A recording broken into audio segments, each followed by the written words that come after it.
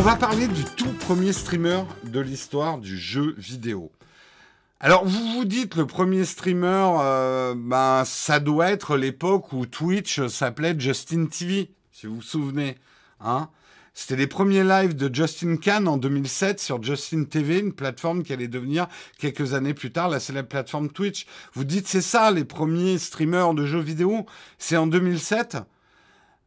Mais ceux qui s'y connaissent vraiment vous diront, mais non, il y avait des sites encore plus anciens, comme Steakam en 2005, où simplement les premières diffusions avec commentaires des compétitions d'e-sport à la télé, comme ESL TV en Allemagne, Africa TV en Corée du Sud. Eh bien, en fait, vous vous dites globalement, donc les premiers streams, c'était en 2000. Mais non, les premiers streams de jeux vidéo, c'était 10 ans avant. Enfin, à peu près 10 ans avant. En 1993, la chaîne locale et communautaire Access Tucson en Arizona lance une émission qui s'appelle Video Games and More, une émission consacrée aux sorties de jeux vidéo récentes. Sur l'écran cathodique, on pouvait voir un jeune homme de 12 ans jouer aux jeux vidéo en direct, Zot the Avenger.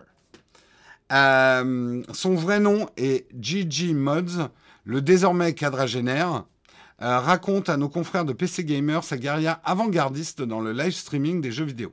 Les yeux rivés devant son écran, lui-même agrandi en vidéoprojection dans son dos, le jeune ado aux cheveux longs jouait à toutes sortes de jeux populaires à l'époque, Mortal Kombat, Street Fighter 2, pour ne citer que.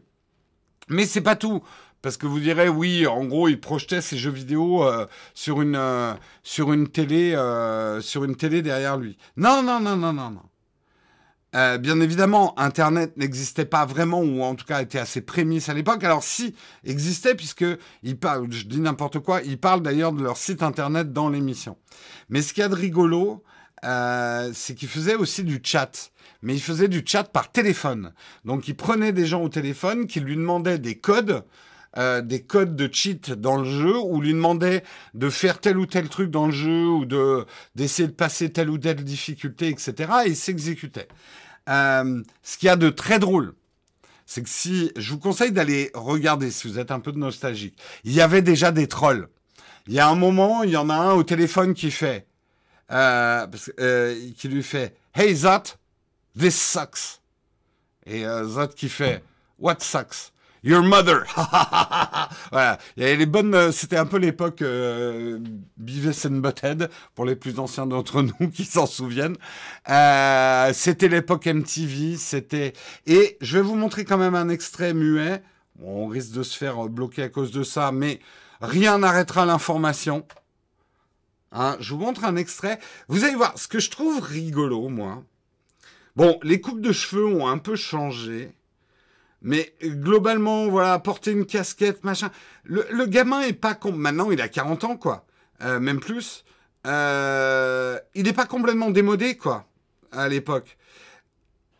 Je dis pas, la résolution est dégueulasse et tout, mais ils sont pas trop mal éclairés, en plus. Ils faisaient ça dans un studio amateur de télé, mais ça va, ils sont pas trop mal éclairés. Ça brouille un peu, le son, vous allez voir, un peu dégueu. Mais ça fait pas non plus complètement image en noir et blanc, quoi.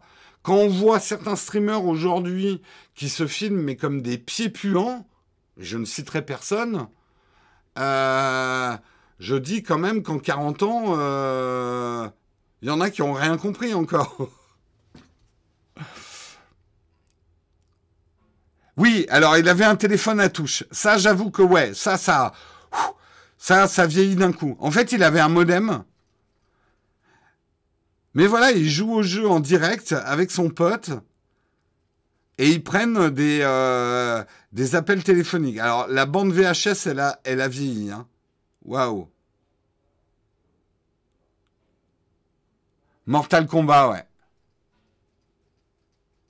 Moi, ça m'a... Alors, je déteste la nostalgie. Mais ça m'a quand même filé un coup de nostalgie. Pourquoi ? Je l'ai déjà dit dans certaines de mes interviews que j'ai eues, les petites interviews, ce qui fait qu'aujourd'hui je fais du YouTube à mon âge, de la création de contenu, c'est un film. C'est un film qui m'a vraiment marqué quand j'étais petit, c'est Wayne's World. Et là, on est typiquement dans l'époque Wayne's World. Et le rêve de ma génération, quand on était des gamins, c'était de pouvoir faire une télé chez nous, en fait. On est la génération télé, on est la génération jeux vidéo. On a eu des jeux vidéo bien avant vous. Alors, c'était peut-être pas les mêmes jeux vidéo, mais vous y jouez encore, nos jeux vidéo. Mais nous, on était quand même vachement la génération télé. Et le rêve absolu, c'était de pouvoir faire une télé chez soi. Et Wayne's World a cristallisé les rêves de ma génération, en fait. Party on, ouais. Méga tough. Si vous avez... Alors, Wayne's World, je dirais pas qu'il a mal vieilli comme film. C'est un film culte. Tu risques de pas vraiment apprécier... Comme beaucoup de films cultes. C'est comme le Rocky Horror Picture Show. Tu montres à certaines personnes, elles vont dire, mais what the fuck? C'est le propre d'un film culte. C'est pas le plus drôle des films, c'est pas le meilleur des films, mais il est culte. Un jour, elle sera mienne, ouais.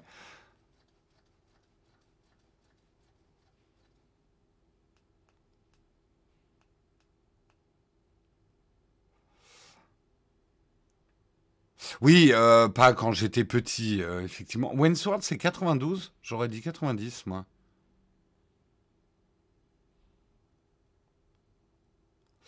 Il faut l'avoir vu à l'époque pour apprécier à fond quand même.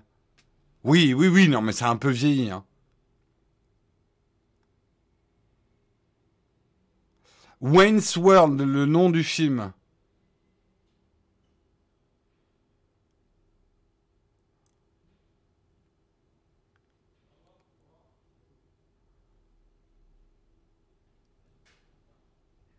Le sphincter a dit. Bon, il y en a, je vois que pour certains, il y a des répliques cultes, hein. Oui, bah, l'intro est mythique, hein, avec la Bohemian Rhapsody de Queen. L'intro est mythique. Vous l'avez probablement vu, l'intro, déjà. Ah ouais, j'aurais dit fin 80, début 90, Wayne's World. Ok, 1992. Ok, merci. Merci de l'info. Mais en tout cas, c'est vrai que c'était un truc qui nous obsédait pas mal. Moi, je l'avais même découvert avant parce que je l'avais déjà dit. J'ai passé mon enfance aux États-Unis et donc aux États-Unis, la télé locale existe depuis très très longtemps. Donc des émissions amateurs comme ça, faites par des gens comme vous et moi, c'est quelque chose qui existe depuis très très longtemps aux États-Unis. Et moi, je me souviens d'avoir vu alors pas quand j'habitais aux États-Unis, mais quand je suis revenu voir mes potes aux États-Unis, j'avais vu des mecs jouer à Donjons et Dragons à une télé locale. Ça m'avait beaucoup beaucoup impressionné, ouais. Ça m'avait beaucoup beaucoup impressionné.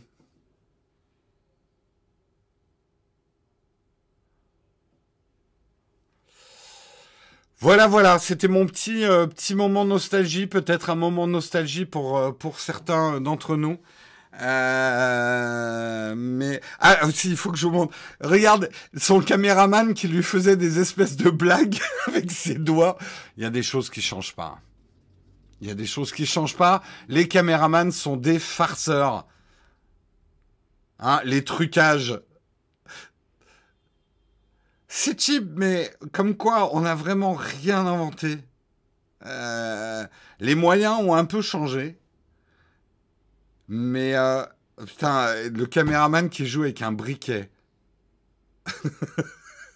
Je vous conseille d'aller écouter, c'est drôle. C'est assez drôle, c'est assez drôle. Toujours aussi gamin. Bah, les gamins restent les gamins, quoi. Et tout le monde a été gamin. Je pense que vous êtes déjà fait cette réflexion quand vous croisez une personne âgée. Moi, j'essaie toujours de l'imaginer quand il était gamin et les conneries qu'il faisait étant gamin.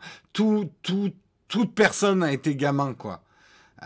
Et les gamins ont toujours fait des trucs de gamin, quelle que soit l'époque, et je trouve ça absolument génial.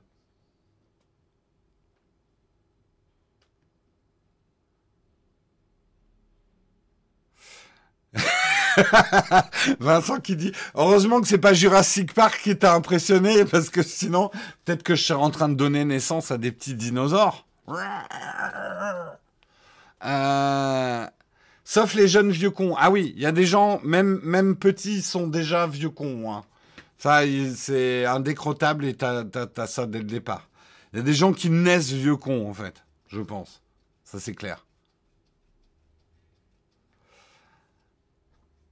Mais voilà, je continue à voir le truc. Son caméraman continue à lui faire des farces en mettant tire-bouchon devant l'écran. Enfin, ça devient n'importe quoi. Ça devient n'importe quoi. Tim Cook a été jeune, il a fait des conneries.